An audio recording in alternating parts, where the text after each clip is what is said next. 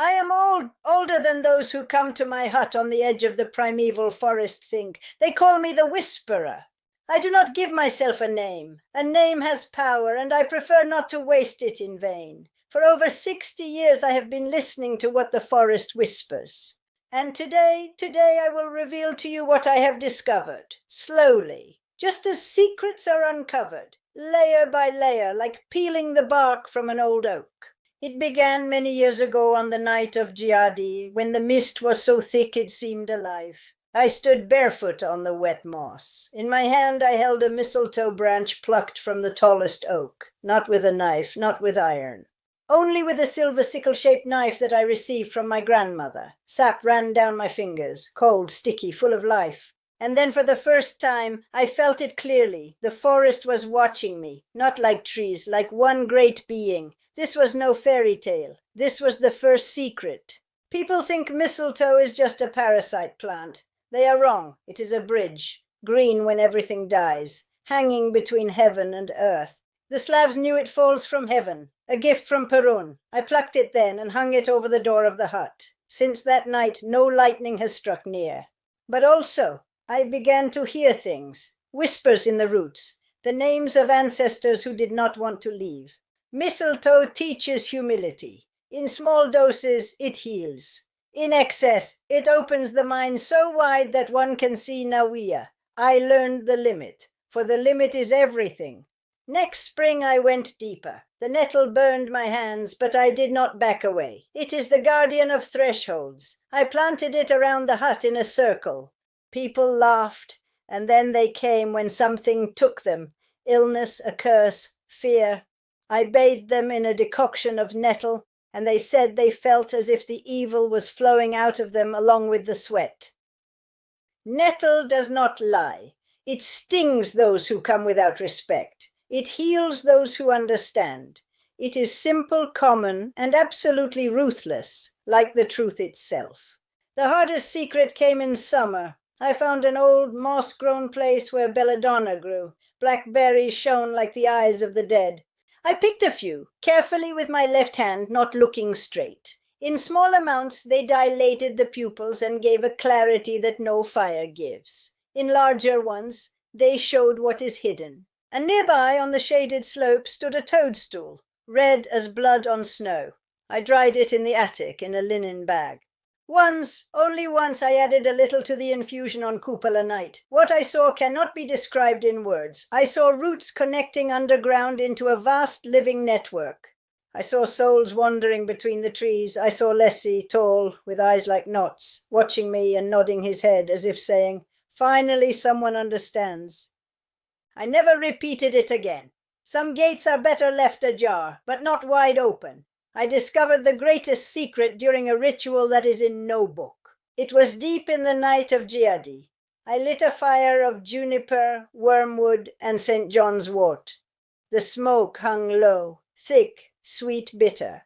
I placed a bowl of porridge, honey, and a bit of liqueur on the ground. Next to it I laid a circle of 9 herbs: mistletoe, nettle, yarrow, chamomile, thyme, sage, comfrey, elecampane, and an oak twig.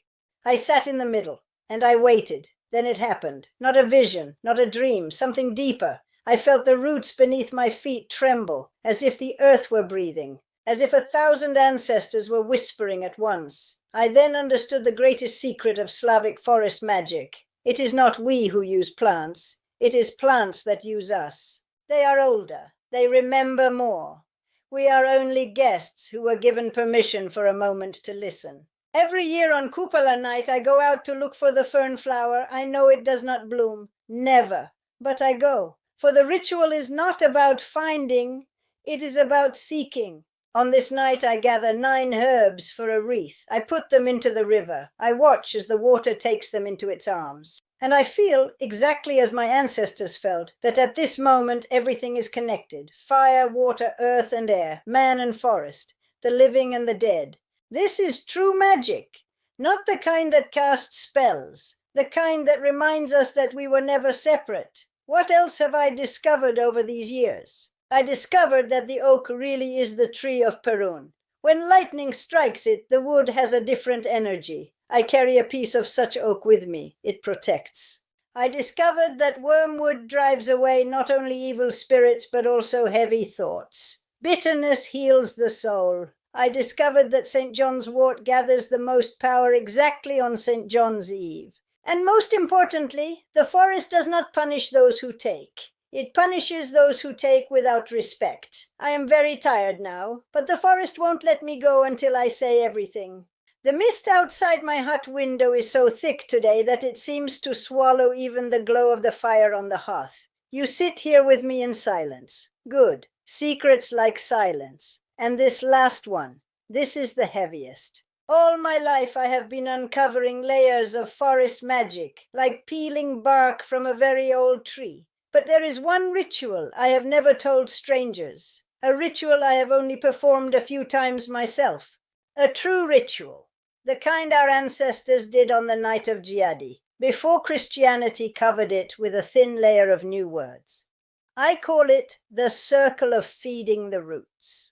It always begins on the last night of October, when the boundary between the world of the living and Nowhere is at its thinnest. It must not be done in haste or out of curiosity, only when you really need to hear the voice of those who have passed. First, I go to the forest at dusk, barefoot in a linen dress with my hair down. I take no iron, only a silver knife and a linen bag. I gather 9 sacred plants, exactly as they did centuries ago. Mistletoe, nettle, St. John's wort, wormwood, yarrow, chamomile, thyme, comfrey, and an oak twig, the voice of Perun, the strength of the earth. I return to the hut and light a fire exclusively from juniper and oak wood. The smoke must be thick, sweet, bitter. I open all the windows and doors wide. No oil lamps, only beeswax candles. In the middle of the room, I spread a large circle of 9 herbs. In the center, I place a wooden bowl with food for the Dziady, millet porridge cooked on milk with honey and a bit of butter. Beside it, an egg, a piece of bread, and a small cup of liqueur. I sit in the circle, and then the true ritual begins. First, I speak the invitation, quietly, almost a whisper, as the sorcerers did centuries ago. Dziady, grandfathers, grandmothers, and great-grandmothers. You who have passed across the river, come, I am ready. Eat, drink, tell me what needs to be known. Then I am silent.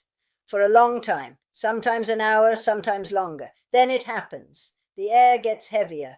The juniper smoke sinks low over the floor, and I feel them, not as ghosts from stories, but as a presence, a cold breath on the neck, a gentle trembling of the roots under the hut floor. Sometimes a quiet sigh, as if someone had sat down next to me. Then I take a bit of porridge and pour it onto the ground in the very center of the circle. For you, I say. I do this 3 times. I leave the rest of the food all night. In the morning I check. If something is gone, it means they came. If not, they left angry. In this ritual, herbs are most important. Each plays a role. Mistletoe opens the gate. Nettle guards against anything foreign. St. John's wort protects me from what I should not see. Once, many years ago, I did this ritual for a woman whose husband died in the forest. In the night I heard his voice, not with ears, but with my whole body. He told where he buried money for a new house. Next day, she found them exactly where he said. She never came again. She was afraid of what she saw. Through all these years I understood something that is in no book. Forest magic is not in what we do. It is in how we do it. When you pluck a nettle with anger, it stings you twice as hard. When you pluck it with respect and thanks, it heals you even when you just look at it. When you pour liqueur onto the ground in a ritual, don't think about what you want. Think about what you can give. Ancestors' souls don't come for requests. They come for memory. The forest is not a herb warehouse. The forest is a living being that remembers everything. I sit at the table now. The fire dies out. The mistletoe branch I hold is dry, but still green inside, like life in death. I will leave soon. I feel it. The roots are already calling me. When I die, do not burn me on a pyre. Bury me under an old oak tree. Plant nettle and mistletoe on my grave. Let them grow. And if one day, many years later, you enter the primeval forest and feel that someone is watching you, do not be afraid. Stop, take off your shoes, touch the bark of a tree, say quietly, I am a guest. Thank you for welcoming me. Tell me what I should know. Maybe then you will hear my whisper among the roots, for I will be there. I will be part of a vast green network. I will be the memory of the forest. Forest magic never dies. It only passes from hands to roots. Listen, the mist thickens, the fire goes out, and the forest is still whispering. It will always whisper.